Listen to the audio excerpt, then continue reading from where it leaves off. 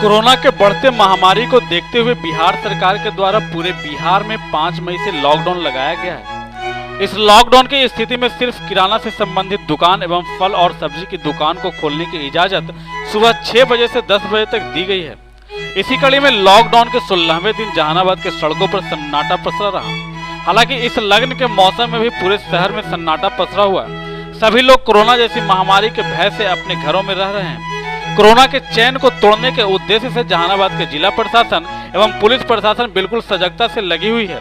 सुबह होते ही पुलिस प्रशासन के लोगों के द्वारा सख्ती बढ़ा दी जाती है ताकि बेवजह लोग अपने घर से ना निकले, घर में ही रहें, सुरक्षित रहें। जहानाबाद के अरवल मोड़ पर पुलिस के द्वारा सख्ती से ड्यूटी किया जा रहा है ताकि लोग अपने घर से बेवजह ना निकले। अगर कोई भी व्यक्ति अति आवश्यक कार्य से निकले तो मास्क पहनकर ही निकले। ऐसी स्थिति में जहानाबाद पुलिस प्रशासन बिल्कुल सजगता से अपनी ड्यूटी का निर्वहन कर रही है। जहानाबाद अरवल मोड़ पर जहानाबाद नगर थाना के देखरेख में वाहन चेकिंग अभियान एवं मास्क चेकिंग अभियान चलाया गया। साथ ही वैसे युवक जो बेवजह सड़कों पे घूम रहे थे उसे पुलिस द्वारा पकड़कर उठक बैठक कराकर उसे फिर छोड़ा गया।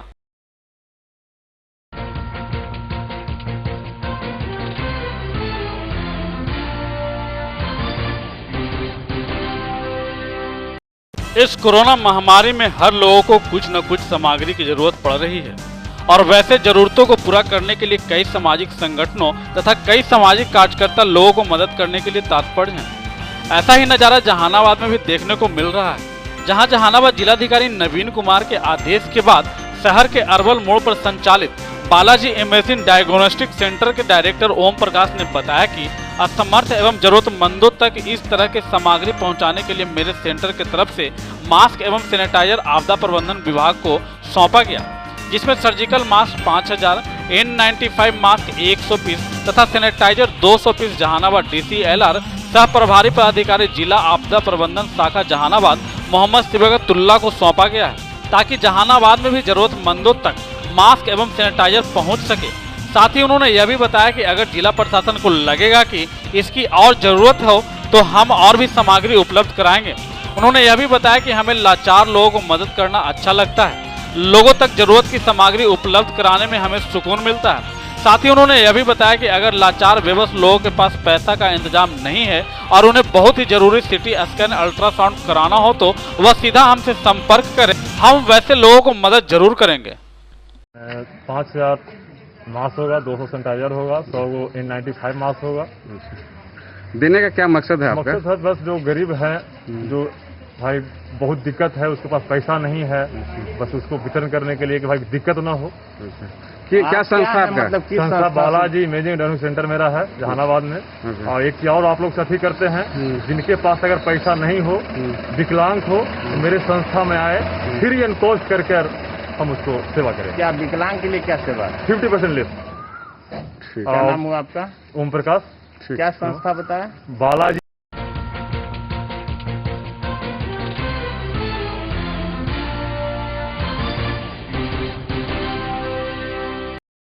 अरवल जिले के किंजर थाना अंतर्गत अंगारी गांव में बीते देर रात टेंट व्यवसायी दीपक कुमार की गोली मारकर हत्या कर दी गई। हत्या की सूचना मिलते ही ग्रामीण आक्रोशित हो गए और पुलिस की कार्यशैली पर सवाल खड़ा करने लगे। इसी संबंध में मिली जानकारी के अनुसार प्रत्येक दिन की तरह दीपक अपने घर के बाहर सोया हुआ था, तभी देर रात अपराधियों ने गोली मार दी, जिससे उसकी घटनास्थल पर ही मौत हो गई।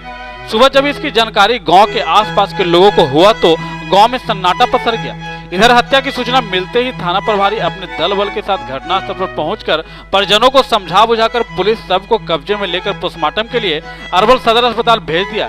वहीं हत्या की खबर मिलते ही परिजनों से मिलने अरवल के स्थानीय विधायक महानंद सिंह पोस्टमार्टम हाउस पहुंचकर घटना की जानकारी ली और घटना के संबंध में स्थानीय विधायक ने कहा कि इन दिनों अरवल जिले में अपराधी बेलगाम हो गए हैं। पहले रंगदारी और उसके बाद व्यवसायियों की हत्या करना उनका उद्देश्य हो गया है।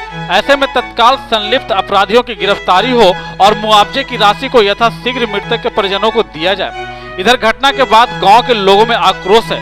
फिलहाल पुलिस के द्वारा बताया गया कि मामला स्पष्ट नहीं है, जांचोपरांत जल्द ही आरोपियों को गिरफ्तार कर लिया जाएगा। देखिए, ये घटना घटी है, बहुत दुखद घटना है। एक बिजनेसमैन, एक लड़का जो अपना बिजनेस चलाता था, रात में सोए हुए अवस्था में गोली मार के हत्या कर दिया गया। यह बहुत ही निंदनीय और बहुत दुखद घटना है। इस घटना का हम तीव्र भर्त्सना करते हैं, तीव्र निंदा करते हैं। और हालांकि जो रिपोर्टें आ रही हैं वो कुछ दिन पहले इनके भाई को धमकी दिया गया था, रंगदारी मांगा गया था। अब रंगदारी मांगने वाला परंपरा शुरू हो रहा है यहाँ अरवल में। हमने देखा कि इसके पहले भी अरवल में रंगदारी मांगने का शुरुआत शुरू हुआ, उसके बाद गोली चली। यहाँ भी रंगदारी मांगा गया और उसके बाद गोली मार के हत्या कर दी गई। ये बहुत ही शर्मनाक है और मैं चाहता हूँ कि यहाँ जो पोजीशन बना हुआ है, अपराधी को यदि लगाम नहीं लगाया गया तो इस तरह की घटनाएं लगातार बढ़ते रहेंगी और अपराधियों को लगाम कसना बहुत ज़रूरी है।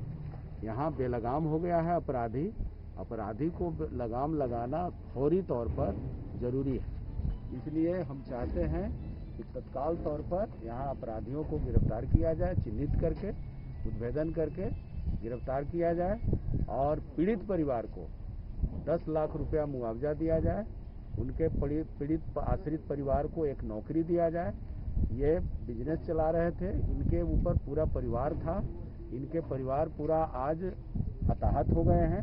इसलिए इनके परिवार को आज स्थापित करना सरकार की जिम्मेदारी है। इसलिए हम मांग करते हैं कि पीड़ित परिवारों को 10 लाख रुपया मुआवजा और एक परिवार की नौकरी दी जाए।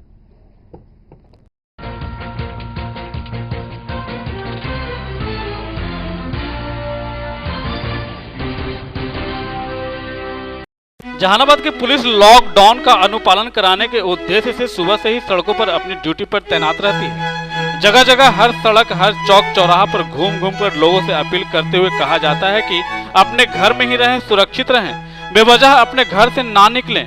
अगर बेवजह अपने घर से निकलते हैं तो आपको परेशानी हो सकती है। इसी उद्देश्य के तहत जहानाबाद के बाजारों में भी जहानाबाद पुलिस द्वारा लॉकडाउन का अनुपालन कराने हेतु कई जगहों पर दोपहिया वाहन को जब्त कर चालान काटा गया और जो लोग मौके पर चालान नहीं कटा पाए वैसे दोपहिया वाहन को जब्त कर थाना अपने साथ ले गई और फिर बाद में जुर्माने की राशि देने के बाद गाड़ी को छोड़ा गया।